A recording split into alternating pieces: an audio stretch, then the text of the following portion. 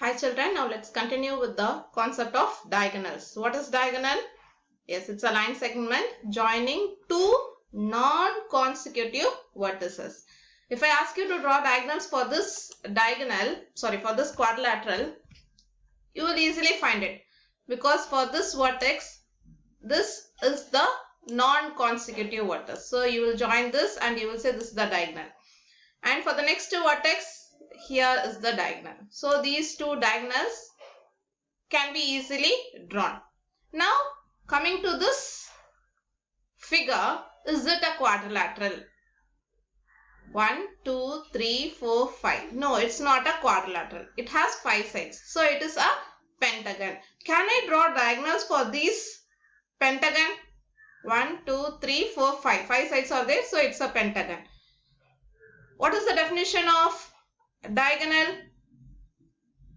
Joining two non-consecutive vertices. Let me start with this vertex. A.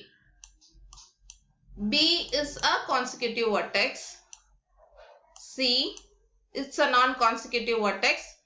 So I can join A and C. And this is one diagonal. If you draw with a scale, it will be very smooth. And when I consider the point D, is it a consecutive diagonal? It may look closer, but it is not the next vertex. What is the next vertex for A?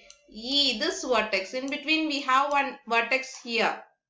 Okay, this B and E are the two consecutive vertex for A. So we have two other vertices which are non-consecutive for A. For A, C and D are non-consecutive vertices. Do you understand? So if I join A and D, I get a line segment. Will you agree this to be a diagonal? Yes, as per the definition, AD and AC are two diagonals of this pentagon. Are these only two diagonals? Now coming over to this point E. Okay, for this point A and D are consecutive, nearby vertices. So if I join EB and EC, when I join A and C, it is not compulsory that it should pass through E. It will be a different line and EC will also be another line. So these two are also diagonals of this diagram. Okay, for a pentagon, we will have 5 diagonals, isn't it? So far I have drawn 4 diagonals. EB, EC, AC and AD.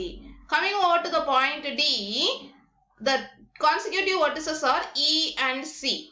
Non-consecutive vertices are A and B. So I have already joined A. So what is left over? I should join E, D and B. Use your scale, my dear children, and I couldn't do it here.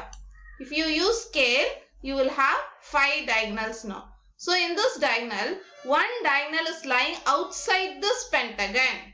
So diagonal can also lie outside the pentagon. If a question is asked, can a diagonal lie outside a polygon? Yes, diagonals will come outside the polygon also. It is not always compulsory. It should be inside the polygon. It can also be outside the polygon as per the definition of diagonal. What is the definition of diagonal? Line segment joining two non-consecutive vertices. Is it clear, my dear children? So we have got 5 diagonals. What are the diagonals? AC, DB, EB, EC and AD. These are the 5 diagonals of this pentagon. Is it clear? Now the next thing is interior and exterior of a closed curve. For interior point, you all know about this interior and exterior. Exterior has no boundary. We cannot have any boundary defined for the exterior of a closed curve. This is a closed curve. Interior and outside exterior, we don't have any boundary. It keeps on going infinitely. Okay, the next thing is convex and concave polygons. Now, are you able to differentiate convex and concave polygons? How will you define convex and concave polygons? See here, the simple idea to recall is that cave itself is something which goes inside deeper and darker, isn't it? So likewise, this shapes here on the right side, all these shapes have a cave-like picture.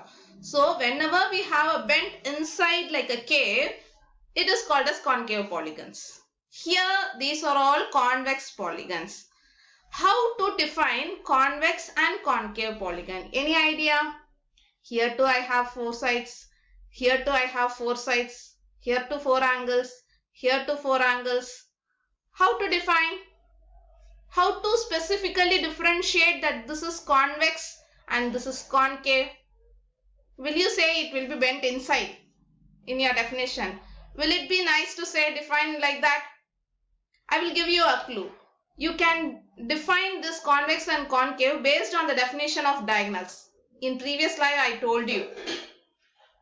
Yes, convex polygons will have diagonals inside the closed figure, inside the closed, whereas in concave polygons the diagonals will lie outside. So by the in definition we can say convex polygons are the polygons for which all the diagonals lie inside it.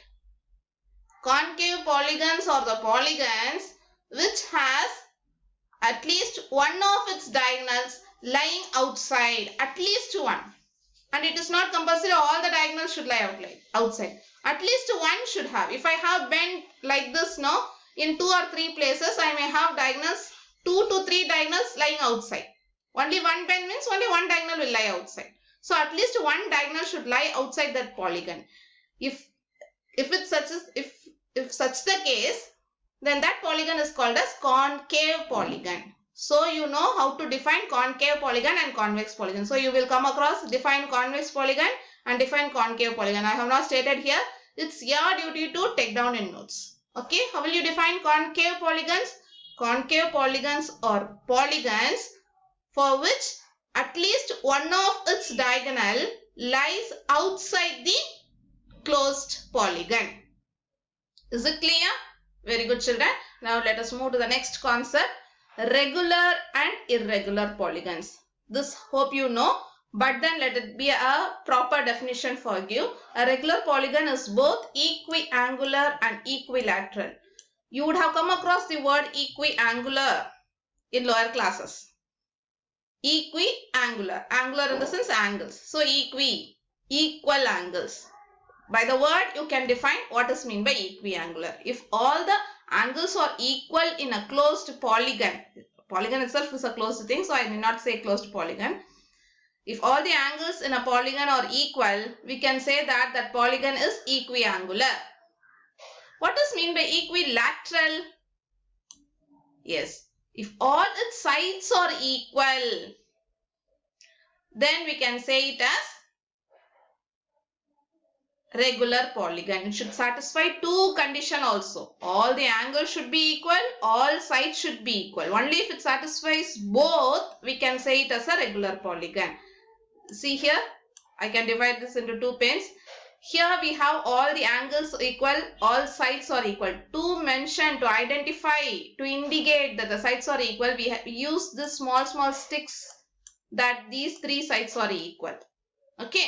See this square, all the angles are 90 degree and all sides are equal. Here this is a regular hexagon, regular pentagon. I will not say generally hexagon, pentagon. If a word regular comes, it means that it is equiangular and equilateral. All angles are equal and all sides are equal. Similarly here also. If here all angles are equal, will you all agree to it? See here also 90, here also 90, here also 90, here also 90. In this rectangle, angles are equiangular. Is that enough to say that it is a regular polygon? No, it does not satisfy the condition of equilateral. All sides are not equal here. Only opposite sides are equal.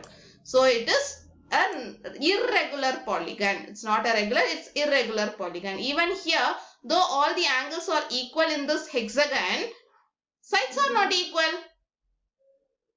Isn't it? See, 1, 2, 3, 4. These 4 sides are equal and these 2 opposite sides are equal. So this is also irregular polygon. What are the 2 conditions that should be satisfied to make it as a regular polygon? It should be equiangular and it should be equilateral. Hope you understood what is equiangular and equilateral. Let us move to the next thing. Yes, yes, my dear children. Actually, I should have said about this. In polygons, which polygon has minimum number of line segment? Which regular polygon, or let it be any polygon, which polygon has minimum number of sides? Yes, it is a triangle. Last year we studied about triangles and its properties, and this year we are going to study about quadrilateral. To have a quick recap, let us talk about the things that we learned last year, properties of triangles. Okay. So first thing is, in a triangle, these things I am not going to explain what it is. It's just a recap. We know every triangle will have 3 medians, 3 altitudes, 3 perpendicular bisector and 3 angular bisector. If all these 3 medians meet, the meeting point is called as centroid. The meeting point of altitude, orthocenter. The meeting point of perpendicular bisector is circumcenter. The point of intersection, meeting point is nothing but point of intersection. Both means the same. Angular bisector is incenter. You should recall all these concepts. If you are unable to recall, you can call me to have a better explanation. Okay. The next thing is exterior angle theorem. Here it states that exterior angle is equal to sum of 2 interior opposite angles. Every exterior angle has 2 opposite interior angles. Then all the angles, if I add it in a triangle, it is 180 degree. And this triangle inequality is sum of the lengths of any 2 sides would be greater than the length of the third side. These are the properties. Along with this, special property. What is that special property about triangle? Very, very special. You are going to make use of that property in all the classes here onwards. Right from 7th standard, you will be using that. What is that special property? Yes, it is nothing but Pythagoras theorem. And this theorem is dealing with only right-angled triangle. This is specific for only right-angled triangle, not for all triangles. So in right-angled triangle, the square of this hypotenuse nothing but the longest side of the triangle, which is opposite to 90 degree. Square of this is equal to sum of the square of the other 2 sides. We will find the sum of square of other 2 sides. So you remember the broken tree, the ladder problems, those are the application of Pythagoras theorem. And even the calculation of the distance between the sun and the earth has been done by using Pythagoras theorem. Is it clear, children? Okay. So likewise, we are going to talk about angle sum property of a quadrilateral. What is the next shape that comes under polygon after triangle? Yes, it is nothing but quadrilateral. In quadrilateral, we have 4 sides and 4 angles. In triangle, how many specific measurements can be taken? Quantities are there. 3 angles and 3 sides. Totally 6. Whereas in quadrilateral, we will have 8 specific measurements. What are the 8 measurements that can be done for a quadrilateral? 4 sides and 4 angles. Now, what is the angle sum property of this quadrilateral states that? See, this is the quadrilateral. The sum of all these 4 angles is, I am breaking this here, tearing off the paper. In triangle, we did know. Likewise, you can tear off into 4 pieces. 1, this is first piece, second piece, third piece and fourth piece. Draw a triangle in a paper, tear all the corners, all the 4 pieces. This whole quadrilateral has to be done into 4. Okay, don't leave this in between thing. It should be exactly teared off into 4 pieces. Otherwise, you can say like this. Sorry. Let me clear it.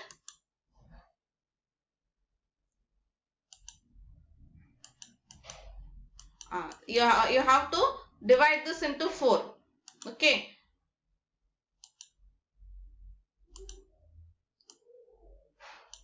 Tear this 4 parts and rearrange this 4 parts in this way.